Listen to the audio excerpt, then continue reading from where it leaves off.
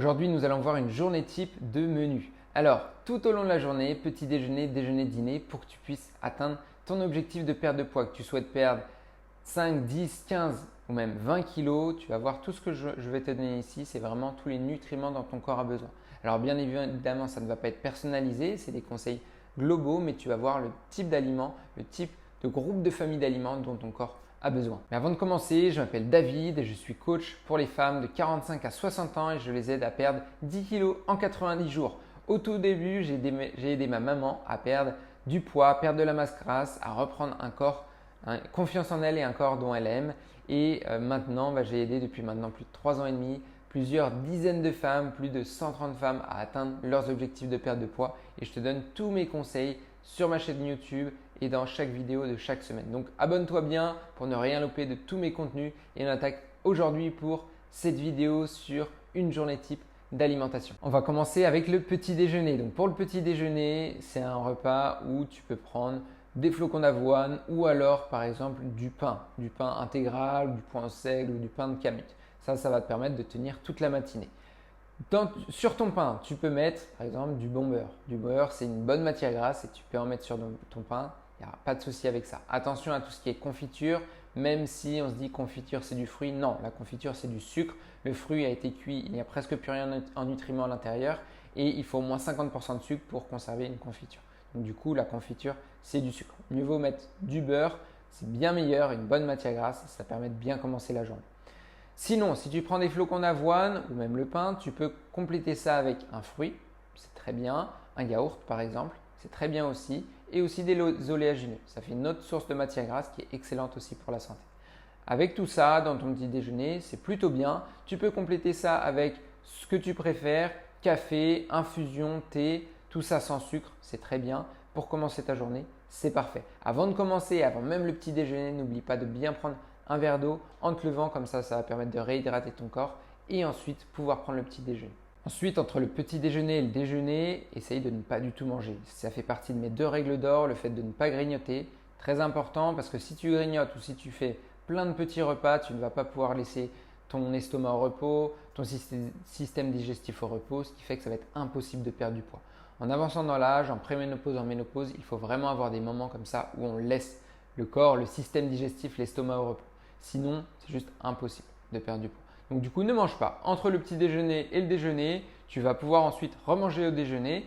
Pour le déjeuner, qu'est-ce que tu peux prendre? En entrée, tu peux commencer avec des crudités. Ça permet de remplir l'estomac avec des très bons nutriments. L'avantage du crudité, c'est qu'on ne va pas casser les vitamines, on ne va pas les détruire parce qu'on ne va pas chauffer le légume cru, le crudité. Ensuite, donc avec ça, tu peux mettre un petit peu d'huile d'olive dessus. Par la suite, pour le plat de résistance, tu peux voir donc ton plat de résistance, ton assiette partagée, tu peux la partager en 4. Tu partages ton assiette en 4 et une grande moitié, donc 2 quarts, tu vas avoir les légumes. Une belle quantité de légumes. Trop souvent dans notre société moderne, on ne mange pas assez de légumes.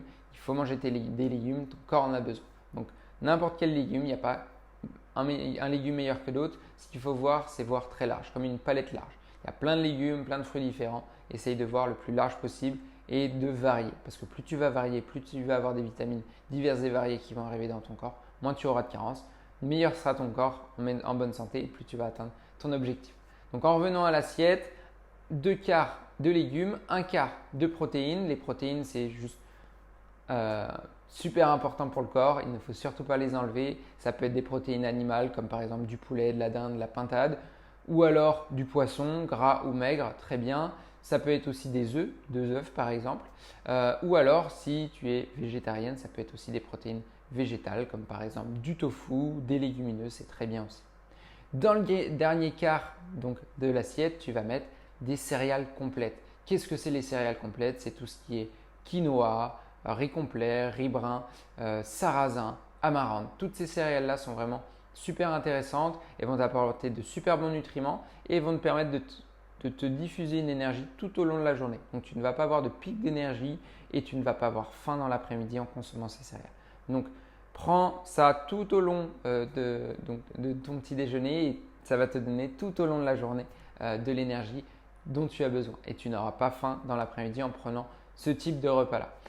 Ensuite, il y a le dernier repas de la journée. Bien évidemment, pas de grignotage et pas de goûter, ça ne sert à rien. Si tu as bien mangé le midi, tu n'as pas besoin de manger dans l'après-midi. Au dîner, qu'est-ce que tu peux prendre? Pareil, tu peux commencer avec une assiette de crudités, par la suite des légumes, des protéines plutôt végétales pour ne pas manger trop de viande. La viande c'est bien, mais en trop grande quantité, ça acidifie le corps. Donc tu peux avoir des légumineuses ou des œufs par exemple, et ça va te permettre d'avoir une bonne source de protéines végétales ou des œufs qui ne sont pas de la viande, et ça va être plus facile aussi au niveau de la digestion. Voilà pour ton plat. Et après, pour le dessert, je ne l'ai pas dit pour le midi, mais pour le dessert, qu'est-ce que c'est? Les meilleurs desserts, c'est tout ce qui est fruits. Tu peux prendre du fromage ou un yaourt. Ça dépend aussi de ce que tu as pris dans la journée. Mais tout ça, c'est tout à fait possible tant que tu restes simple et que tu ne vas pas chercher des aliments qui sont compliqués. Quand tu es perdu, lorsque tu es perdu, dis-toi, est-ce que ça pousse dans les champs? Les fruits, les légumes, les céréales, ça pousse dans les champs, c'est fait pour ton corps. Tu peux le consommer. Par contre, des choses qui sont transformées, voire ultra transformées, comme par exemple les pâtes, ça commence à être transformé. Est-ce que ça pousse dans les champs? Non. Donc, il faut plutôt s'orienter vers des choses qui sont le plus naturelles possible. C'est comme ça que tu seras en meilleure forme et que tu vas pouvoir atteindre ton objectif. Donc, voilà à peu près pour petit déjeuner, déjeuner, dîner, ce dont tu as besoin, ce dont ton corps a besoin. Fais attention bien évidemment si tu as des allergies à ne pas les consommer. Et au niveau quantité, fais bien attention à toi, ce dont tu as besoin exactement. Si tu veux plus en parler, qu'on en parle lors d'un appel, n'hésite pas à réserver un appel. Je propose des appels bilan de forme gratuits pour pouvoir parler de ça et te donner plus de conseils.